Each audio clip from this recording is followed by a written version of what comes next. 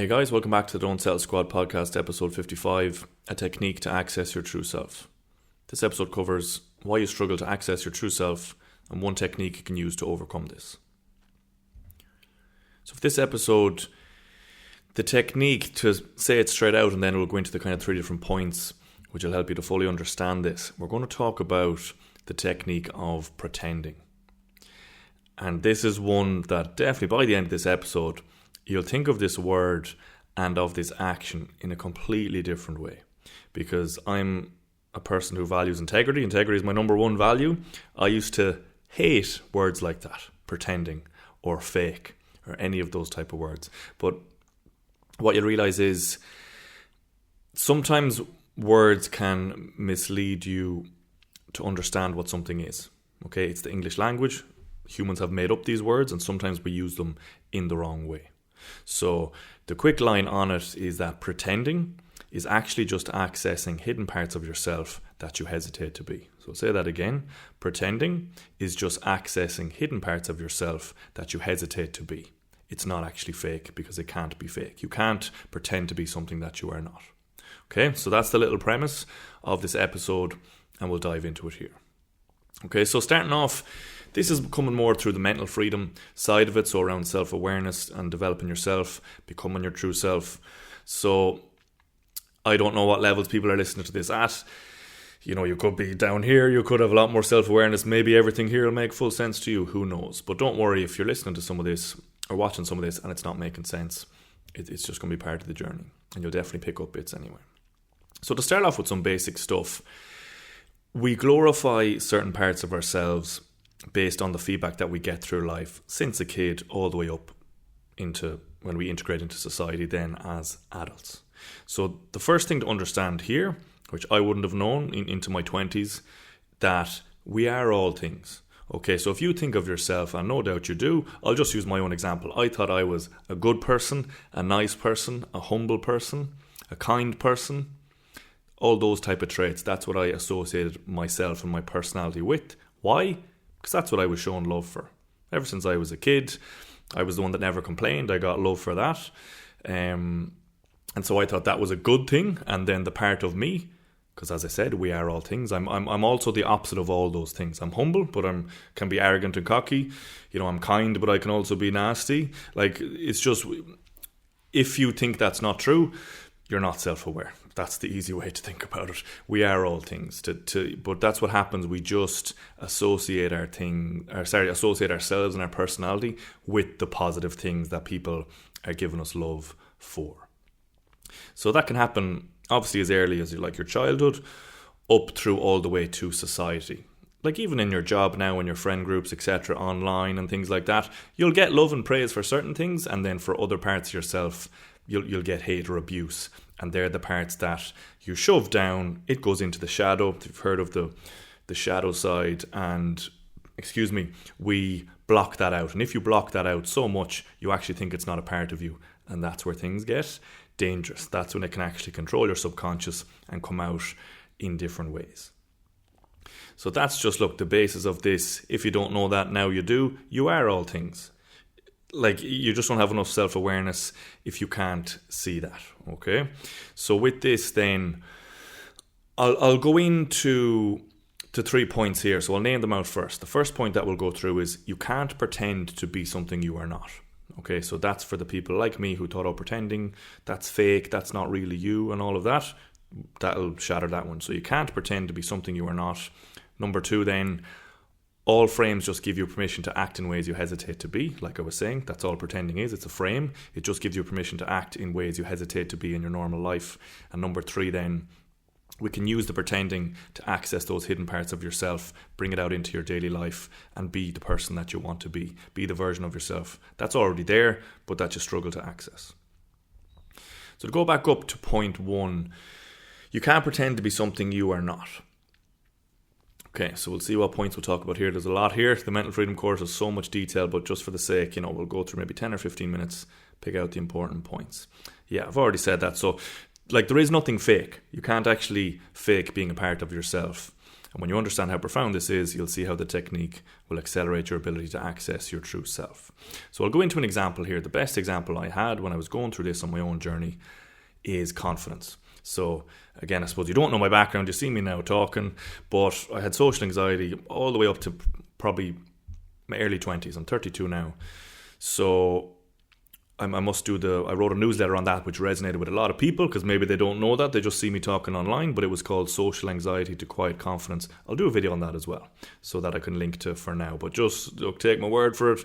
I never would have imagined I'd be speaking my thoughts through the world, we'll say, because I struggle to even do that to my friends or in class or anything. If I even thought of putting up my hand in class, my face would burn with embarrassment. So from that, I had no confidence. So no confidence, never thought. I just thought, like I said, I'm kind of humble, kind, shy, embarrassed. That's me. The other side, like confidence, cockiness, arrogance, whatever all those are, I thought that's just not me. I just don't have those things. But then when I reflect back on it and what I'm going to tell you to do now, there will be a moment in your life where you acted in that way. So if you're like me, the person with social anxiety, not confident, there will have been times in your life where you have been confident, but you just have to think about it. And the ones for me was, my first job after college was door-to-door sales because my brother was the manager, and they thought, I just thought, look, I need to start exposing myself to things that scared me because I'm just so shy, and what better way to start knocking on doors and talking to 100 people a day. So obviously wasn't the job for me, didn't like it, struggled, but it helped me so much just to be getting over that fear. But even at the doors, I was like very shy, humble, and not a good salesperson. Even now, I'm not a salesy type of person. That's just not me. In terms of the way I want to act, we'll say. So like, would have made a few sales here and there, but nowhere near like top of the office or anything like that. I was kind of middle to the lower end. But as my brother said to me one day, when my mum was annoying me at home, I can't remember the exact situation, and then I just had a little outburst of pure confidence, and I didn't actually do that. I was doing whatever, and just no skirting around it, no kind of humbleness, and very confident and speaking with authority. So as you can see there, I obviously have that side of me, don't I? But like we're saying here, it's just a part of myself that I struggle to access in my daily life for numerous reasons. So if I get, like, let's say, angry, then the confidence side can come out. And so think back to your own life. If you're thinking, I'm not confident, I'm not humble, I'm not kind, I'm not this, I'm not that, it's in there, and you've brought that side of you out in certain circumstances. And if you've done that, there's your proof. You have that side of you too. Just because you don't access it all the time doesn't mean you don't have it. So that's an important thing to realize. And then to add on to that as well, if you're wondering, I'm not too sure what parts of myself that I want to bring out more of, you do know, because it's the people that you look up to. Who are you looking up to and admiring? And it's those traits. They're the ones that you have in yourself that you want to bring out more of. And when I learned that, it made complete sense, because who was my childhood hero? Roy Keane. Why? Because talk about a man of integrity and a man that can just stand up and speak what he believes in his heart, no matter the obstacles, no matter the consequences. That's Roy Keane. And I never knew why he inspired me so much, because I loved soccer, but he's not the best soccer player, is he? So I understood in hindsight it's because integrity was his number one value. We all know the story of at the Irish World Cup, he picked his integrity over playing for his country in the World Cup. Just think of that level of integrity. If it was right or wrong, doesn't matter. That's what he believed in his heart, so he stood up and he said it.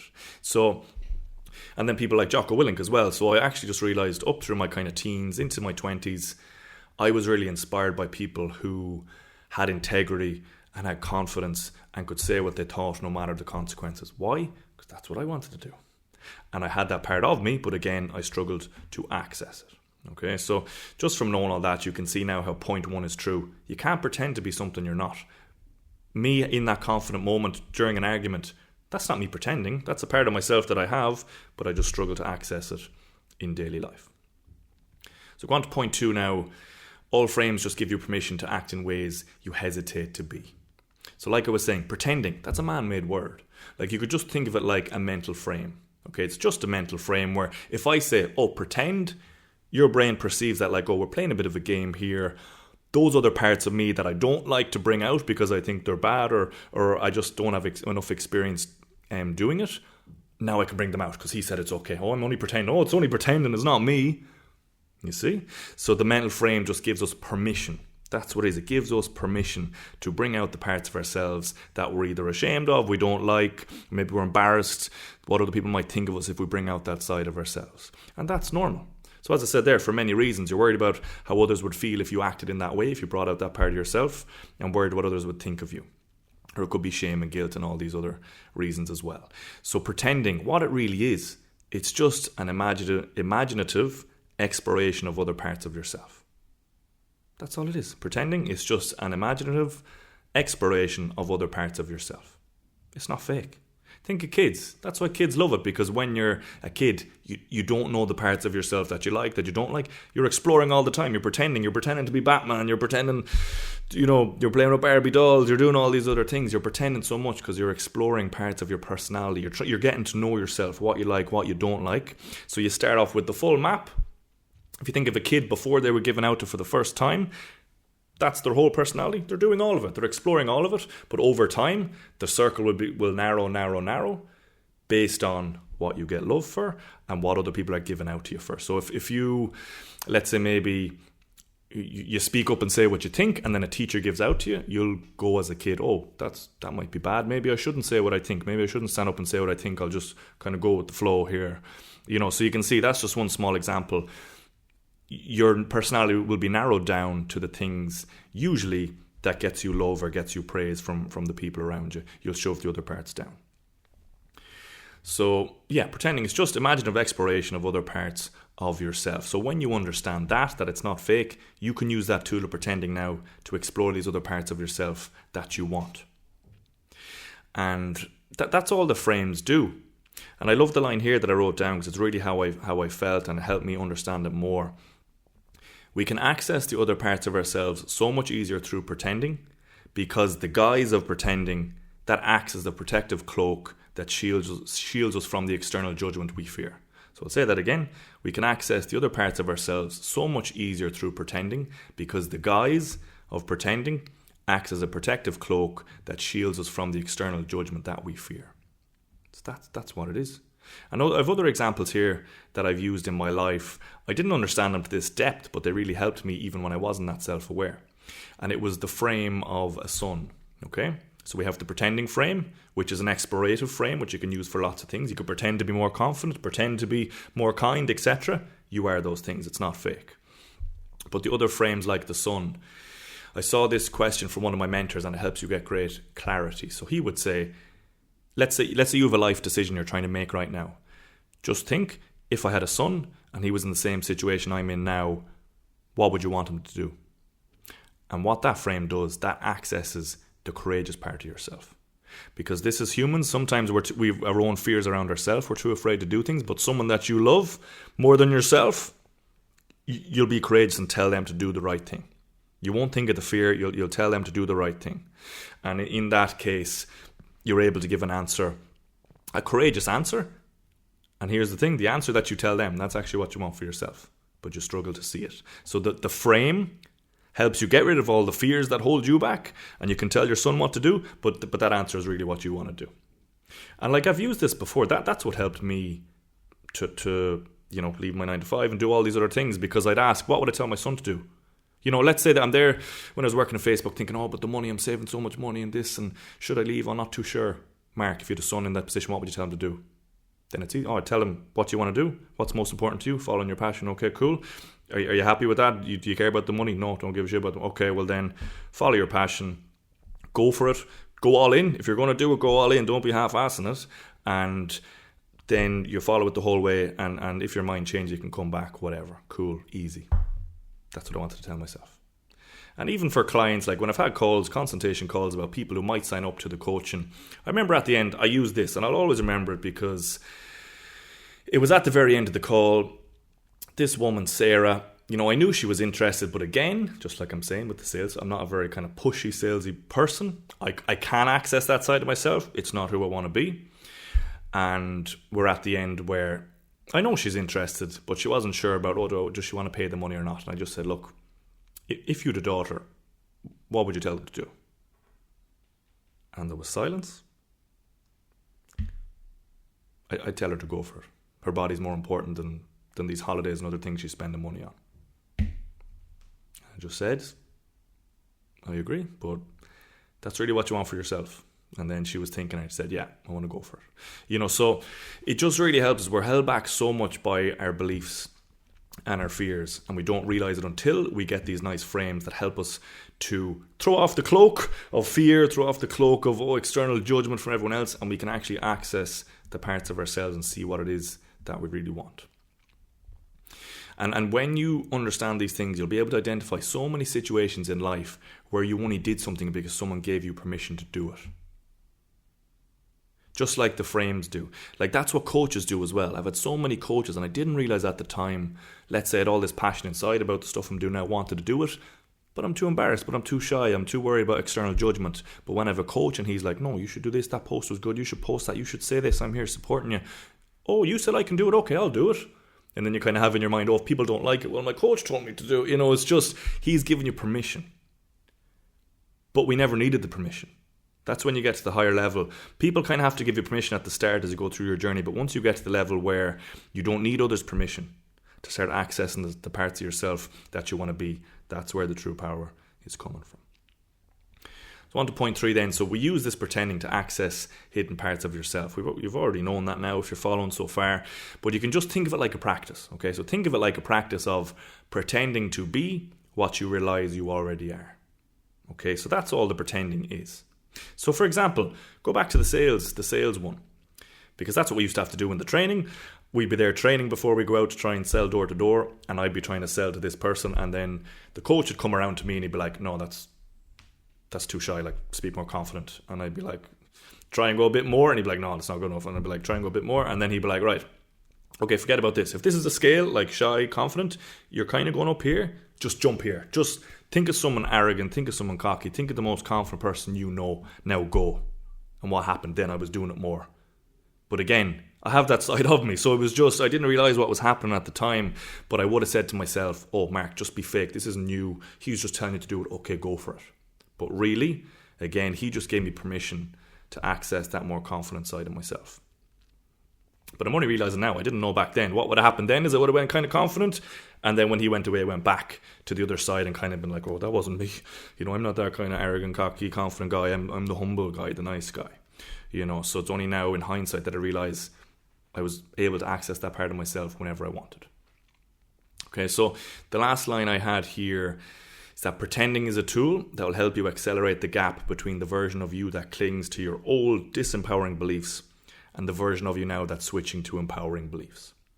Okay, that's all of this in one sentence. Okay, so pretending is just a tool that helps you accelerate the gap between the old version of you who clings to your old disempowering beliefs and the new version of you that's switching to empowering beliefs. Because that's what this all comes down to. Your beliefs become your reality. So if you believe the things you did since you were a kid, like I can't access or I can't be confident, like me, I can't be confident, I'm not a confident person. They're all just beliefs, they're not true. Because if you dive into your life, like I said, you'll find times where you were those things. So you saying I'm not that person, that's false, because you were that person in that situation, weren't you? So it's just, you've old disempowering beliefs around I'm not that person, that's a bad person, or people are giving out to you when you're that type of person and then you're afraid to be it. They're just all beliefs. So when you start switching to empowering beliefs, when you start learning this stuff, learning more about how your mind and your brain and your beliefs work and influence your life, you can start accessing the parts of yourself that you want. And to finish up then, once you start doing that, and obviously I have an example of that, I've been the shy, socially anxious, unconfident person for probably 20 years of my life at least, up to maybe 22, 23. And then obviously slowly working up to more confidence where now, look, I'm feeling fairly confident. I can just speak, say the things I want to say, live the life I want to live, and that's it. But it's taken a lot of work. But the main thing here is beware of the pushback. Beware of the pushback. Because I got lots of hate. I got so much hate out, like nearly everything you could think of. Cocky, arrogant when I speak in these videos, or autistic and this and that and a prick, and just pretty much everything you could think of I've been called. But the funny thing is, why wasn't anyone mocking me when I was shy and humble? Why was no one going, oh man, you're so shy, you're so humble, and so yeah, it's going into the Arnold Schwarzenegger quote in a way is like, when you're not speak, like when you're more the shy, the humble side, people would more pity you. But when you're rising up and be more confident, saying things and the things that you believe in, etc., when you're more confident, that's when people start knocking you down. You know, it's like you have to earn that, the jealousy or the hate, as Schwarzenegger would say. So it's very interesting. And no one ever came to me giving out or being annoyed that I was too shy. But once you become confident, you're a prick, you're arrogant, you're cocky, you're this, you're that. So again, there's another episode that I think I did on like projection. It's just projection, it's not personal. So that's another side that you'd have to dive into. If you're going to be doing this stuff, becoming your true self, hate is on the way. So you need to learn that topic, that it's just projection, it's not personal. And then once you learn all that, that the feedback from the world becomes interesting and an explorative part of yourself. So the one thing I didn't say there is, once you learn all the self-awareness stuff, when someone gives you hate, this is the crucial thing, it will only trigger you if part of you believes it's true. And that's what leads to feedback from the world and hate, etc. It just becomes more exploration of your own self instead of gut-wrenching emotions that's tearing you apart. So there's an example where, let's say before, years ago, if I made my first video and someone said, who's this arrogant prick to talk about these things? What's his qualifications or whatever? I'd feel sick. And I wouldn't want to make a video again, because I would have thought I'm a kind, humble person, we'll say. Whereas now I know I'm kind and humble, but I know I also have like a confident side of me that'll say what I want. I don't care about it, like Roy Keane. And so people can call me anything. Because once you realise what I said at the start, that all the spectrum, you are all those things. You're all the positive ones, but you're all the negative ones as well. So you're kind, you're also selfish. You're confident, but you're also humble as well. So you are all those things. So once you do all the work, integrate the shadow, accept your full self, you won't be triggered by people. You'll obviously feel a small bit, but like you won't be feeling those sick feelings. Because if someone now calls me like cocky or arrogant or something, I'd be like, yeah, I have that side of myself. I know, cool. Like that's it. There's no what's your point? Yeah, we all have those sides of ourselves. Yeah, and usually from the projection side, they haven't accepted that side of themselves. That's usually what happens here too. If someone is given out to you, it's usually the part of themselves that they have but haven't accepted, and instead of realizing that about themselves, they project out to you and they say they don't like it. Okay, so again, that's kind of separate topic. Once the hate's coming, you're able to dive into it that way.